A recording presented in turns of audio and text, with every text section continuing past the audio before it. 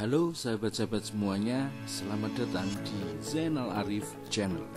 Dalam sebuah wacana atau teks yang tersusun atas paragraf-paragraf itu, kadang-kadang kita menjumpai satu kalimat yang panjang yang terdiri dari dua buah kalimat atau lebih.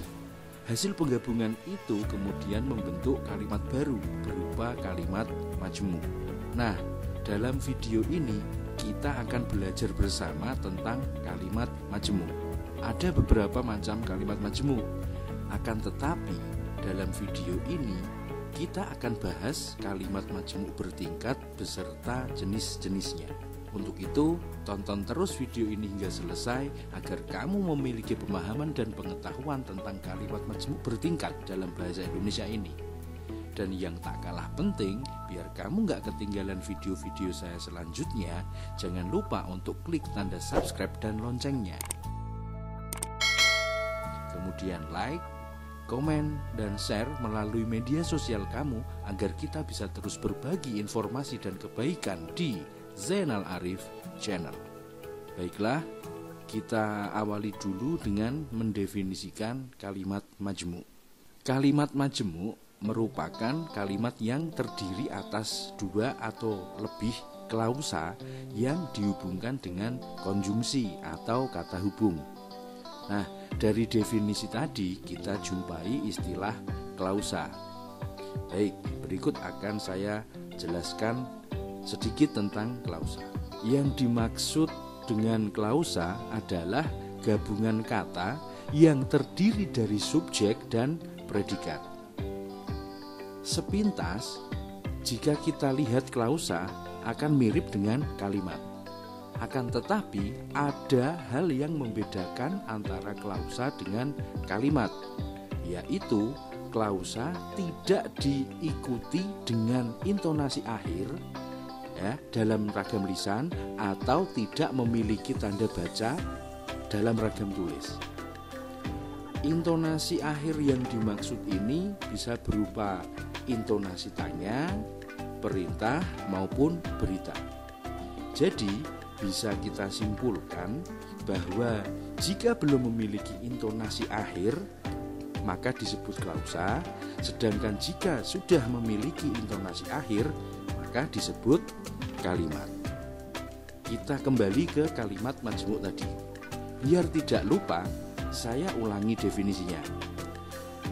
Kalimat majmu' merupakan kalimat yang terdiri atas dua atau lebih klausa yang dihubungkan dengan konjungsi atau kata hubung. Penggabungan itu akan menghasilkan kalimat majmu' setara dan kalimat majmu' bertingkat. Selanjutnya, coba perhatikan tentang kalimat majmu' setara ini. Kalimat majmu' setara, kedudukan klausanya atau kalimatnya sederajat. Artinya apa? Artinya masing-masing klausa dapat dipahami maknanya tanpa perlu kehadiran klausa lain. Perhatikan contoh berikut ini. Ibu sedang memasak. Kemudian ayah mencuci mobil.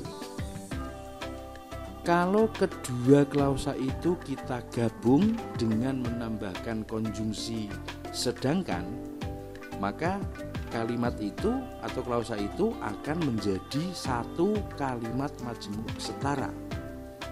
Menjadi ibu sedang memasak, sedangkan ayah mencuci mobil.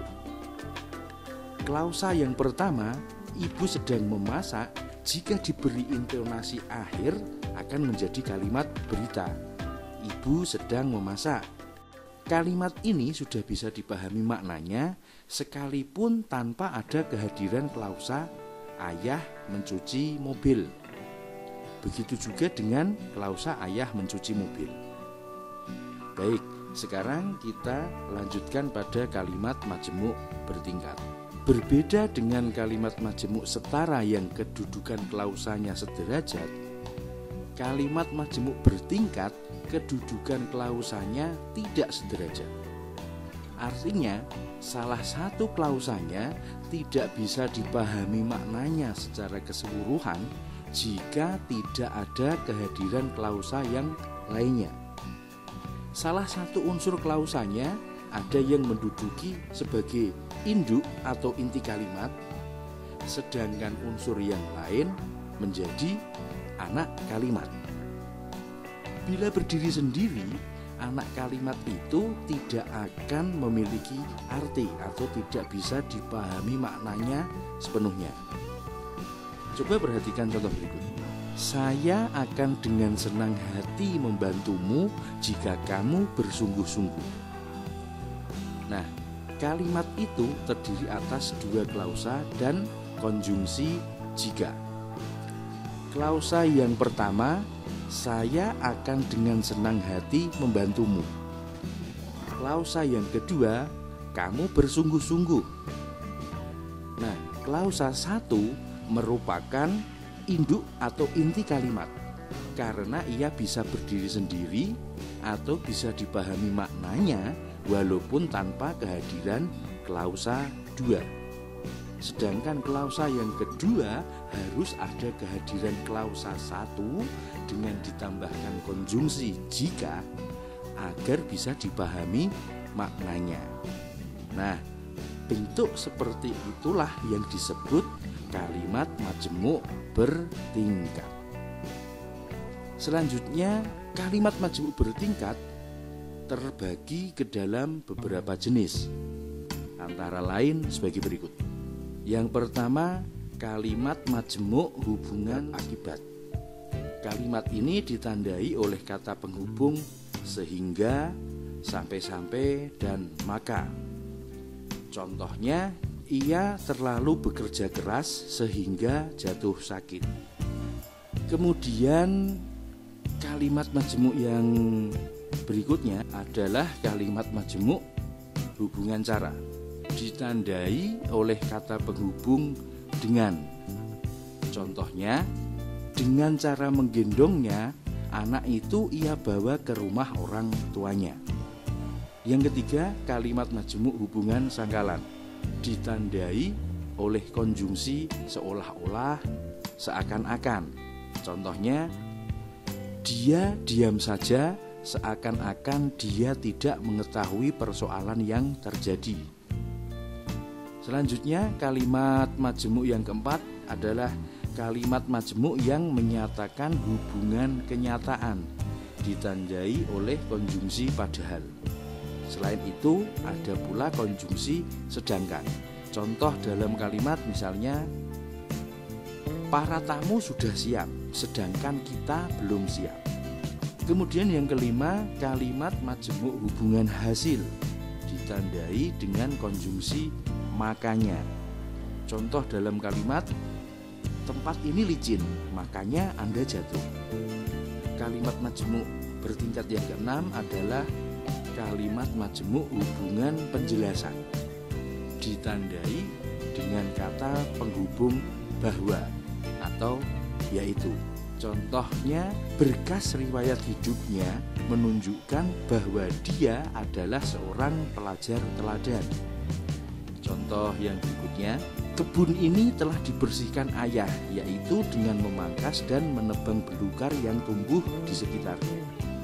Kemudian yang ketujuh, kalimat majemuk hubungan atributif, ditandai oleh konjungsi yang.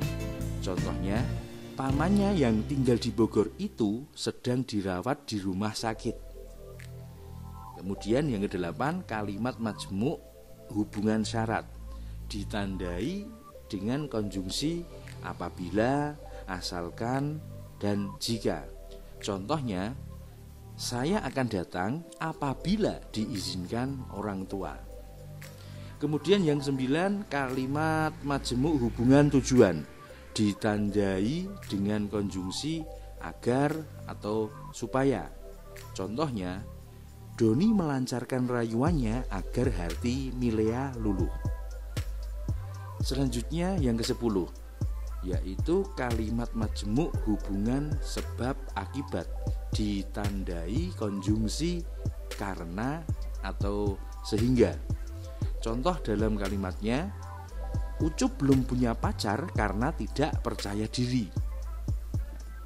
Kemudian yang ke-11, kalimat majemuk konsesif atau menyatakan keadaan atau kondisi yang berlawanan dengan sesuatu yang dinyatakan dalam klausa utama. Kalimat ini ditandai dengan konjungsi meskipun atau walaupun. Contoh dalam kalimatnya, meskipun belum lulus sekolah, Dimas sudah harus mencari uang. Berikutnya, kalimat majemuk yang menyatakan hubungan perbandingan ditandai dengan konjungsi daripada dan ibarat. Contohnya, Maria lebih suka menonton film romantis daripada film aksi. Nah, sahabat-sahabat semuanya, itu tadi penjelasan tentang kalimat majemuk bertingkat beserta jenis-jenisnya.